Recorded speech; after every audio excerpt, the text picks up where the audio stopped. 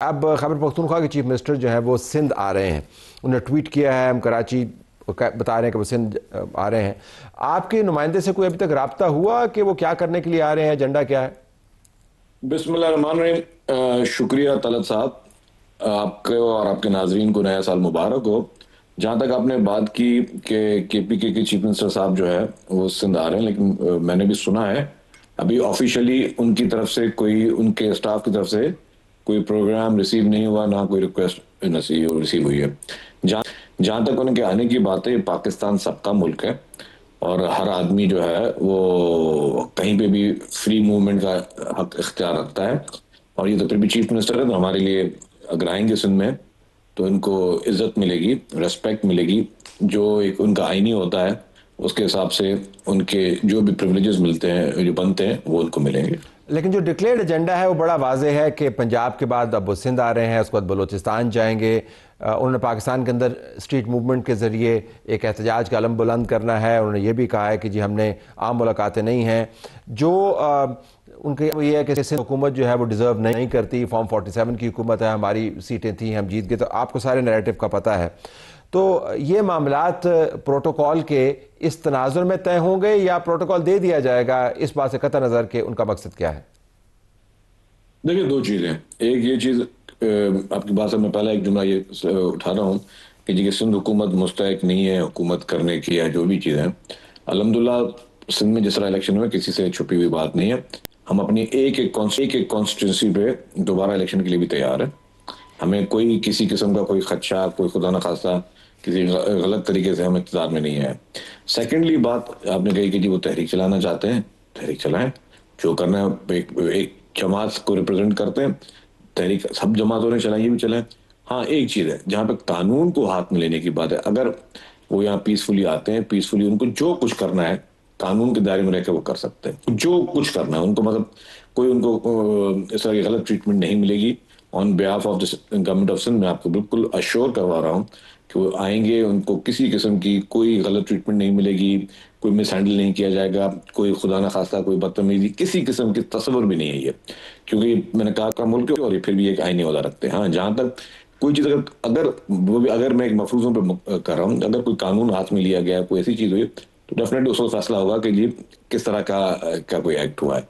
लेकिन अभी तक मैं आपको बताऊं कि बिल्कुल हमारी तरफ से मोस्ट वेलकम आए, हमारे मेहमान हैं। और एज ए मेहमान, सिंध की तो रवायत हमेशा मशहूर है मेहमान नवाजी की। तो एज ए मेहमान जो भी हम हमसे पहुंचा, हम उनकी उस तरह से मेजबानी करेंगे। पंजाब की एग्जाम्पल हमारे सामने है। पंजाब जहाँ से पहले भी यही सेंटिमेंट्स थे और यही सोचा गया कि ऐसे ही मामला आसानी से तय होंगे। फिर आपने देखा कि हालात कितने ख़राब हुए। चीफ मिनिस्टर केपी ने ख़त लिखा चीफ मिनिस्टर पंजाब को। उसके बाद जो बातें हुई, जो जिस किस्म की ज़ुबान इस्तेमाल की गई, वो भी आपके सामने। तो बड़ा तनाज़ा खड़ा हुआ। और ये तब हुआ जब खैबर पख्तूनख्वा के चीफ मिनिस्टर वहाँ पर पहुँचे। इस वक्त तो आपको ये मफरूज़े लग रहे होंगे, लेकिन पंजाब की मिसाल के पेश नज़र आपको क्या लगता है कि इस किस्म के मुमकिन ख़तरात मौजूद हैं? दरअसल तो दो चीज़ें ना कि हम अभी फिर माजूद के साथ हम फिर उस मफरूज़ में बात करेंगे। अगर उन्होंने ये गलत किया, वो सही किया, जो भी है, जो जहां तक मैंने कहा कि जो जो आइन और पाकिस्तान के कानून में जो जो चीज़ें अलाउ मुझे भी हैं और उनको भी हैं, ठीक, और जो जो चीज़ उनको अलाउ नहीं है मुझे भी अलाउ नहीं है। लेट सपोज वो यहाँ आते हैं, घूमते फिरते हैं, घूमते फिरते रहें। कहाँ उन्होंने कहीं जाना है, उनको जो खिदमत उनकी होगी वो हम करेंगे। जहाँ पे वो कहेंगे कि जी हमें कोई फंक्शन या प्रोग्राम करना है, जो परमिशन चाहिए, जगह चाहिए, जो हम लेते हैं परमिशन, उनको वो परमिशन मिलेगी। अगर हम, मैंने वही भी कहा कि जब तक चीज़ें कानून और आइन के दायरे में होंगी, मोस्ट वेलकम। जब कानून और आइन से अगर कोई चीज़ तजावज़ होगी तो उस तजावज़ कोई चीज़ को असेस करके फिर हुकूमत अपना फैसला करेगी, हुकूमत ने क्या करना। लेकिन अभी तक मैं बता दूं कि हमारे गवर्नमेंट की तरफ से बिल्कुल कोई इस तरह की ना कोई प्लानिंग है, ना गवर्नमेंट का कोई ऐसी इंटेंशन है कि जी इनको कहीं भी तंग करना है, या इनको खुदा न खासा कहीं रोकना है, या मतलब कोई किसी किस्म की, बिल्कुल फ्री मूवमेंट है। जहां आए, जो चाहें, अपना अपना वो शहर समझे, अपना सूबा समझे, जहां जहां जाएंगे वो अपना घर समझे। उनको एक घर के फर्द की तरह उनको जो है वो ट्रीटमेंट मिलेगी। ये बहुत अच्छी बात है। लेकिन आपने खुद ही फरमाया ना, उनकी तरफ से अभी तक राब्ता नहीं है। कुछ दिन बाकी हैं लेकिन राब्ता नहीं हुआ। ये प्रोटोकॉल के मामला तो फिर तय होंगे ना कि जब वो राब्ता करेंगे आपको पता चलेगा कि उन्होंने करना क्या है। मेरी मेरी नॉलेज में भी तला साहब नहीं है, और protocol he deserve, he is the chief minister of a province. तो जो एक हम, अगर पंजाब की चीफ मिनिस्टर साहब आएंगी उनको भी हम वो प्रोटोकॉल देंगे, बलुचिस्तान के चीफ मिनिस्टर साहब आएंगे उनको जो प्रोटोकॉल मिलता है तो वही प्रोटोकॉल उनको भी मिलेगा। आपकी तरफ से राब्ता करने की क्या उम्मीद है अगर उनकी तरफ से राब्ता नहीं हुआ उधर तो? उधर से राब्ता नहीं हुआ, मतलब कि उनको कोई इंटीमेशन और ना हमें कोई ऑफिशियली उन्हें कोई प्रोग्राम दिया गया है। और बेहतर है वो दे दें, अच्छी बात है, मतलब उसमें वी वांट कि अभी उनकी हर किस्म की उनकी सिक्योरिटी और उनकी उनको किसी किस्म की भी जो है वो इनकन्वीनियंस ना हो। तो वी आर अवेलेबल, कोई भी हमारे इस आपके प्रोग्राम के तवज्जुह से ही हुकूमत सिंध की जानब से ये पैगाम है कि जी आप हमें जो भी आपकी एक्टिविटीज़ हैं प्लान हमें बताएं ताकि हम उसमें आपकी मदद कर सकें। 2025 में जमहूरियत कैसे रही, खबरों के ज़रिए तो आपको पता चलता रहा होगा, करंट अफेयर्स के ज़रिए भी पता चलता रहा होगा, लेकिन इज्तमाही तौर पर उसका रिव्यू क्या है, 2026 में क्या होने वाला है। अहमद बिलाल महबूब साहब सरबराह पील्डेड तज्ज़ियाकार और इनके इदारे ने एक रिपोर्ट जारी की है जिसके अंदर अहमद बिलाल महबूब साहब शुक्रिया अदा करते हुए 8 नुकात हैं जो बहुत सी अहम चीज़ें आपने इसमें बयान की। अदलिया के साथ क्या हुआ, खारजी अमूर क्या रहे, पार्लियामान के साथ क्या हुआ, इंतज़ामी तौर पे क्या हुआ, मीडिया के साथ क्या हुआ, इख्तियारात के हवाले से क्या हुआ। लेकिन जो जुमला मेरे सामने लगता है मुझे कि ये सारी समरी है कि इंतज़ामी इख्तियार बज़ाहिर तो सिविलियन रहा मगर अमली तौर पर महदूद था। वज़ीर आज़म और वज़ीर दिफा के बयानात जिनमें हुकूमत को इस्टेब्लिशमेंट के साथ मिलाकर चलने का जिक्र था, हाइब्रिड निज़ाम के बाज़ाब्ता होने की वाज़ेह मिसाल हैं।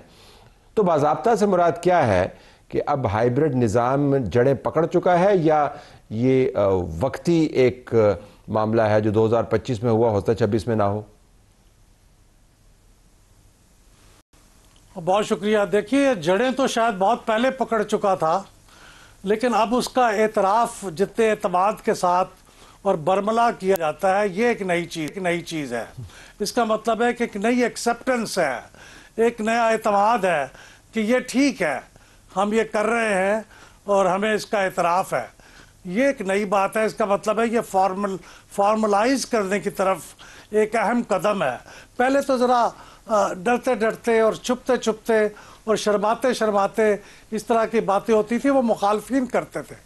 अब खुद एतराफ़ किया जाता है, तो ये मैं समझता हूँ कि एक पेशरफ्त है, अगर हम इसको पेशरफ्त कह सकें या तरक्की माकूस कह सकें। बहरहाल ये एक नई डेवलपमेंट है जिसकी तरफ हमारे इस फ़िक्र ने इशारा करने की कोशिश की है। वाज़ेह अंदाज से आपने बयान किया, इशारे से आगे की बातें हैं, क्योंकि ये तो खुद हुकूमत के नुमाइंदगान ये बात कर रहे हैं, वज़ीर आज़म और वज़ीर दिफा समेत, जिस तरह आपने कोट किया। तो ये जमहूरियत के लिए इसका क्या मतलब है? क्योंकि आपका इदारा जो है वो तो जमहूरी कारकर्दगी पर फोकस करता है, तो शायद हमें तज्जियाती इस्लाहात भी तब्दील करनी चाहिए, फिर हम जमहूरी कारकर्दगी पर ना फोकस करें, हाइब्रिड निज़ाम की कारकर्दगी पर फोकस करें।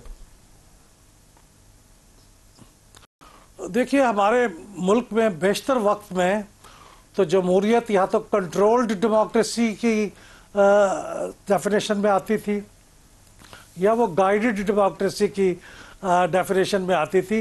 दोनों सूरतों में उसके ऊपर जो हाइब्रिड निज़ाम का साया था वो मौजूद था।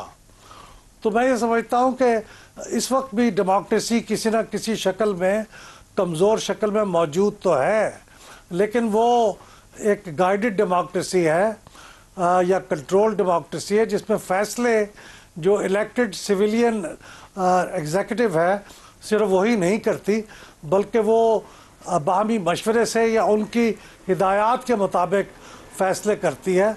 तो ये फ़र्क है। यानी जमहूरियत अब एक गाइडेड या कंट्रोल डेमोक्रेसी के तौर पे एक फॉर्मेलिटी, एक फॉर्मल स्ट्रक्चर रखती है, और आइंदा आने वाले दिनों में मुझे शक है कि ये मज़ीद फॉर्मलाइज होगी और इसकी एक्सेप्टेंस में भी अनफॉर्चुनेटली मुल्क के अंदर भी और बाहर भी इजाफा होगा।